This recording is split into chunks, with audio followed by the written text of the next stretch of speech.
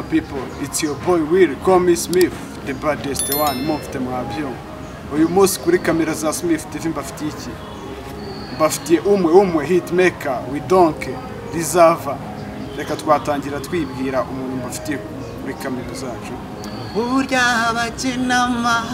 Imana irabasanga kandi ngo abakinama nibabura papa wanjye ibyo bigambo bamvuga bansebya babeshya nibyasenyuye umubano uyu rukundo ni nk'imano yewe namwe we don't care yo n'umuhungu wanyu mukunda cyane Yan RUkumbi. Okay, yani muramuzi ni hitmaker ntago akiri rock ubu yabaye international. Banamwita Yani. Yo. Ubu ngubu muri imisi uri umuhanzi umeze neza mu muziki nyarwanda. Ufite indirimbo zingahe? Ya kugeza kuri ubu mfite indirimbo enye n'indi muri studio iri busohoke vuba yitwa Inkoni. Cyo nabasaba no kujya kuri channel yanjye Yan RUkumbi mugakora subscribe kugira ngo Inkoni nizagucike. Hari abantu benshi munshigikiye namwe muri kundeba nuko munshigikiye ya mukomeze mumfashe Imana igere kure n'iki. Okay, nkuko mubyumva Yani nuko guko bimeze we na manager we. Yani mu misi ishize wari uri Kigali, wari uri kuri RTV, abantu benshi barakubonye kandi barabizi. Yani hari ahantu ni iki cyahakugejeje? Ni iki wabwira abahanzi bagenzi bawe batari babasha kuhagera nk'abo mu karere nabo mu mujyi batari babasha kuhagera? Ni iki wababwira Yani? Ya ikintu cyahangejeje so si kubwa amafaranga, si kubw'iki, si kubwa gitabwo, ni kubwo talent yanjye nabashije kumenya uburyo nyigaragazamo ibasha gushininga. Ba selected ko ndibuze gutumirwa muri Versus yari competition yitwa Show Me Your Talent. Yani competition ibera online, nawe muhanzi ufite amahirwe ufite impano ushobora kuyitabira ukohereza ka video ka uri kuririmba ugahatana step by step, finale bakakwakira muri Versus ugahatana n'abandi. Ya nubwo buryo byabayemo navuga ko ari impano yanjye yahangejeje. Na undi muntu biri inyuma hasi amafaranga biri inyuma hasi umuryango biri inyuma hasi inshuti ahubwo ni tara yanjye to. Okay, Yani mu misi ishize kuri WhatsApp kuri stat yawe twagiye kubona tubona urapostinze ngo abantu benshi babumva yuko ntaho twagera tutabafite, mbo tugiye kubona tubona wataginze n'inyuguti ya ja. Ako kantu wagasobanurira abakunzi bawe baba bagukurikiranye impande n'impande? Ya nabifata wenda sinzi urugero nabifata ariko hari ukuntu umuntu muri kumwe akumva ko umuntu ari we kamara. So nabonye umushuti wanjye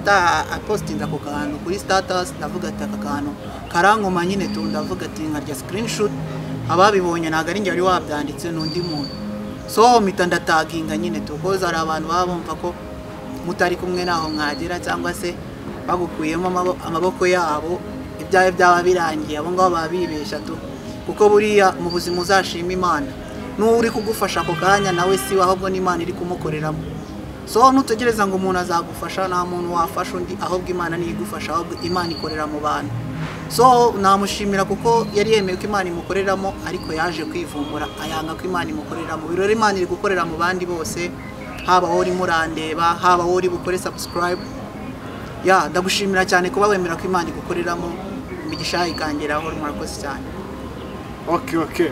Yani nkuko mubyumva nta mutima mubi. Ese Yani uheruka kuvugana byari kuva mwatandukana? Ese buriya nta mutima mubi birimo ku buryo mwahura mukaba mwanarakarana? Ubundi biba bimeze gute iyo abantu bumvishe gutandukana cyangwa kuba mwarangiza gukorana? Benshi babyumva nkaho mwashwanye ku buryo byateza n'imvururu. Wasobanurira abantu bakibifata gutyo cyangwa niko bimeze? Njyewe kuri njye nta kibazo mfite, kubera ko navuga ngo nibyo akora ibitekerezo n'ibyanjye ninjye wamuhaye ibitekerezo. So biri mu ndirimbo yitwa Inkoni, tuba dufanye imishinga myinshi, inzozi nyinshi, ariko tukabura uburyo byajya mu bikorwa. So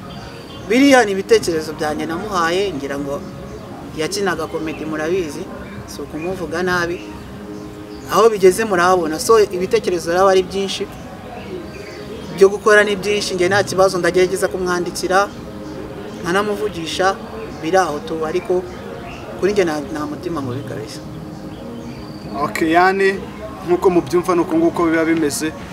Noneho yani urabona mu karere kacu ka Rusizi umuziki wacu ntabwo uri ku rwego rushimishije nko mu mujyi wa Kigali. Ububona ari iki? Ari twebwe abaturage, ari twebwe abanyamakuru, ari bariya abayobozi, ni iki bakora badufasha kugira umuziki wacu uve mu karere uzamuke ugere ku rwego rushimishije? Ikintu byasaba rero abahanzi bo mu karere ka Rusizi, mu Rwanda baravuga ngo akanyoni katagurutse ntikamenya iyo bweze. Dukeneye gutembera tukareba abo ngabo baturusha icyo baturusha n'uburyo bakora, kuko uburyo bakoramo butandukanye n'ubwo twe dukoramo. Ibyo ni ibintu byabafasha kugera hariya i Kigali, za Rubavu, abantu bari hejuru ku muziki w'iwacu, ukareba imikorere yabo ukongera ukagaruka, ni ibintu byadufasha bikanatuzamura. So kuri njye rero navuga ko abahanzi b'Rusizi turashoboye, ahubwo nuko tubura uburyo tugaragazamo impano zacu ndetse naho tuzigaragariza. Naho ubundi abanyempano bose bo mu karere ka Rusizi barashoboye kandi bahawe amahirwe bahangana n'abandi. Okay, yani noneho ubundi se abahanzi bo mu karere kacu bo ubona bameze gute? Babigiramo uruhare rungana iki kugira babe bazamuka? Ububona ubundi abahanzi muri industry imwe mu hano mu karere ka Rusizi bo baba bameze gute? Urebye baba bameze bate? Uko bameze nkuko maze kubivuga mu kanya, barashoboye, ahubwo bagire nyine kubikunda, babishyiraho umutima wabo wose, ntibite kuri challenge ariyo yose, tubitange birye bimare, nibashaka n'ipantaro baziteza, ariko bafite icyo bari guharanira. Nziko baravuga ngo pain pays. Bavunika ariko ububabare buriya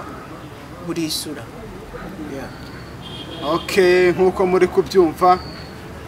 yani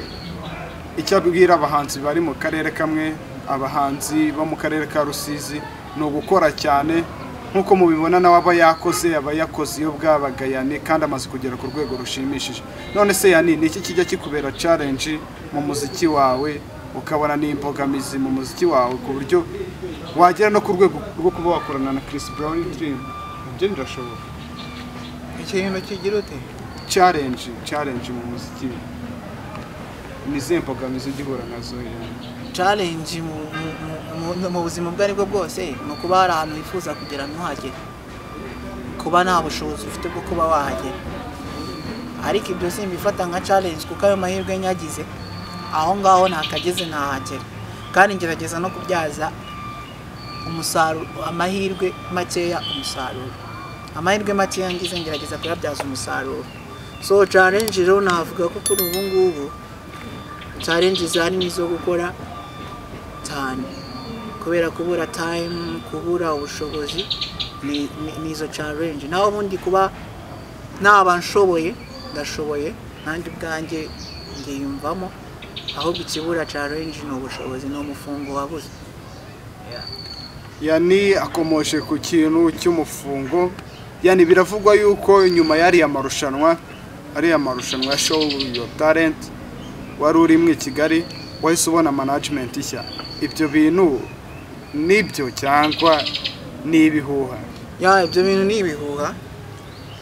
Ibihuha koko kuri ubu urumva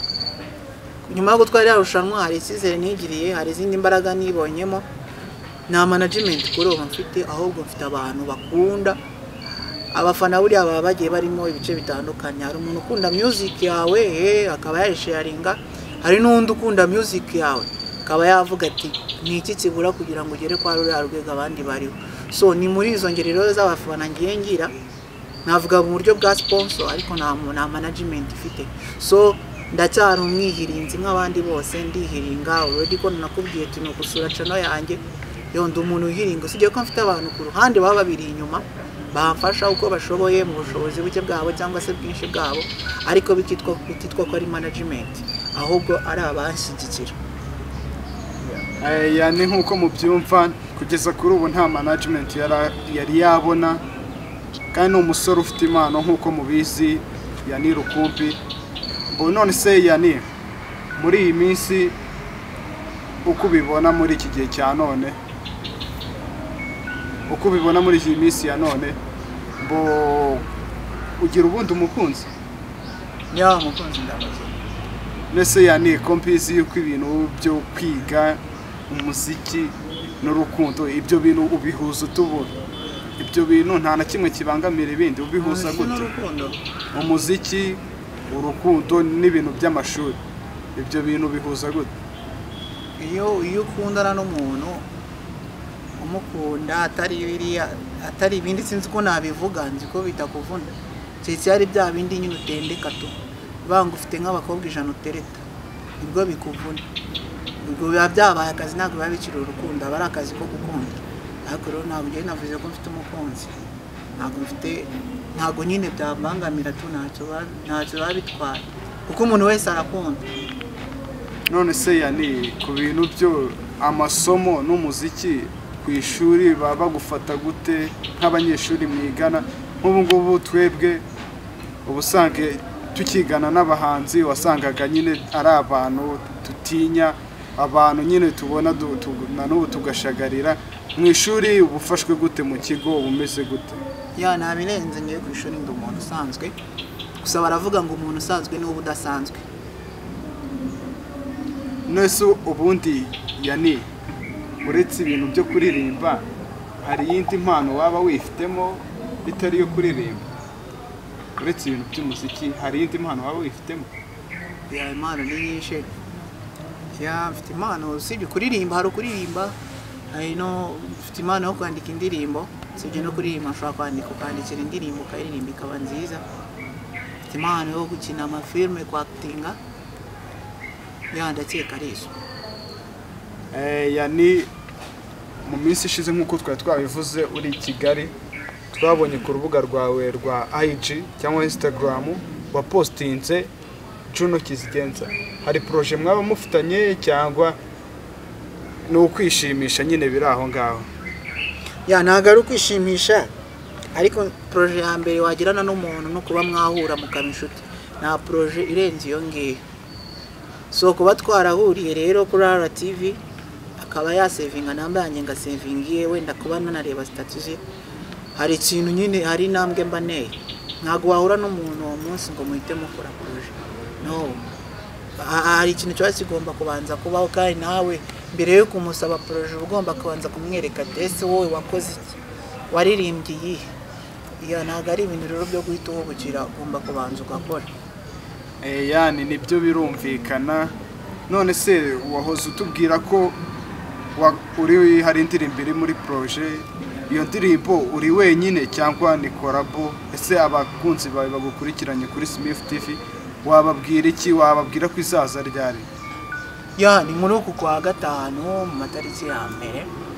video bayiteke yitwa Inkoni ya ucyumva inkoni ushaka kubutekereje ibintu byinshi ariko nureba video uzahita usobanukirwa inkoni navuga ese ni izi nkoni zo kwishuri ni inkoni z'ubuzima ni inkoni ziki ya nanagusaba gukora subscribe kuri YouTube ya Yan RUkumbi kugira ngo iyo ndirimbo nizagucike tu ya ni indirimbo yitwa Inkoni ninjye zabo yirimo ya ni indirimbo yakorewe muri Flight Record guturuka i Kigali ikorwa na producer Dizzy Kill Them yani producer nawe ukizamuka ariko ufite touch ya danger tu I know ko muzayikunda kandi muzayivibe okay yani tugarutse hano mu rugo i Rusizi ase ubundi yani kuki ntaba mbona ukorana amakorabo n'abahanzi b'ini Rusizi abahanzi b'ini Rusizi babona nta korabo mukorana ese ni uko ubona badashoboye cyangwa nibo batabigiramo uruhare oya buriya iyo umuntu agiye gukora korabo uyikorana n'umuntu ubona ko hari ikintu runaka kurusha cyangwa se hari urwego runaka muriho ruri bubazamure so umuntu akorana collabo n'umuntu atagetinga ibintu bigeze muri 2023 yakorana collabo n'umuntu uvuga ngo hari aba followers afite birahita binzamura bingeze kuri level yaba afite hari connection runaka afite biratuma abantu be batari banzi bame igitekerezo utarakigira cyangwa ubona ko abo bantu badahari ubu biretse kuko collabo buriya umuntu ajya kuyikora yateye imibare myinshi gusa abahanzi bo muri kare ka Rusizi barahari umuntu yakifuza gukorana collabo nabo amprise umuntu nje nakifuza gukorana na collabo nawe ni Javanix yani umuntu ukora biragaragara ko akora afite ibikorwa afite kuntu yadusize yagiye mu muziki imbere yacu twe navuga ko turi abana nta kino game tunayizi nabo bose wagiye uvuga mbere ntago game bose baba bayizi baracyari abana muri game baracyakamba ku birago gusa uwo muntu nakifuza gukorana nawe dusibanga ariko ku rundi ruhande nta wundi muntu nakifuza gukorana nawe rusiza ahubwo twafashanya ariko ntago nabibara mvuga ngo ari cyo biri bumfasha yani urababwira ko bakiri ku birago none se yani umuhungu bita Last Born uramuzi Last Born amore Last Born bivuga yuko ari we bagusimbuye kuba kumanagingaga buriya iri ndirimbo yakoze akoranye na Afrique ntago wumvishe ugize ishyari ati buriya ninge wari ko wakoranye na Afrique buriya iri ndirimbo nta kintu yakwaffectinzo cyangwa wumve urafushye yani ibyo bintu byaravuzwe ariko mu by'ukuri siko biri kubera ko ngewe ibyo netereza na target ufite mu muziki ushaka gusanga bihabanye na target yewe nta pressure ndiho muri music yanjye icyo nzi cyo nuko ndi talented kandi igihe cyanjye nikigera talent yanjye izashininga so nta mwanya rero kugira umuntu ishyari nabona cause it's my brother n'umuntu twese duturuka hamwe no mu Bugarama ntago namugirira ishyari ikibazo nakigiranye nta nubwo ari ikibazo akadefo kabaye hagati y'uwo bakorana nuko twakoranaga nta kibazo nigeze ngirana na Last Born cause ko na Last Born yari inshuti ya na Afrique ntago kuba byarabaye gutyo gusa habayeho byari nakubwiye hari communication Last Born yanafitanye na Afrique ntago ahanini ari uruhare runini ari urwa management yagize uruhare mu gushora amafaranga ariko ubushuti bwari busanzwe buhari hagati ya Last Born na Afrique so ibyo rero nakubwiye tukorana indirimbo n'umuntu mwabanjije kuba inshuti mwabanjije kuba close okay abakunzi ba Smith TV nkuko mubyumvishe yani nuko bimeze ese yani urebye aho umuziki wawe ugeze naho wifuza kugera nuko ububona mu myaka 5 ububona ariho umuziki ugana aho hera udusubiza aho wifuza kugera naho umaze kugera yani RUkumbi ndebye umuziki wanjye yamaze kugera nk'umwanya mutanga n'umwanya mu spendingamo avuga ko ari ahantu hashimishije cause kongerageza gukora cyane tugeze muri vacances cause you know I'm still studying ndakiga ngerageza kuwitaho ngeze muri vacances rero iyo ngeze muri vacances nkajya ku ma stage arenze 3 nkajya ku ma TV akomeye mu Rwanda arenze 2 nkatwara ama award ngatwara ama certificate ya ministeri nyine tujye dutandukanye bamvuga ko umuziki wanjye uri kugenda uba successful navnekereza ngo nindangiza noneho mbiha umwanya neza mfite n'imamya bushobozi n'imamya bumenyi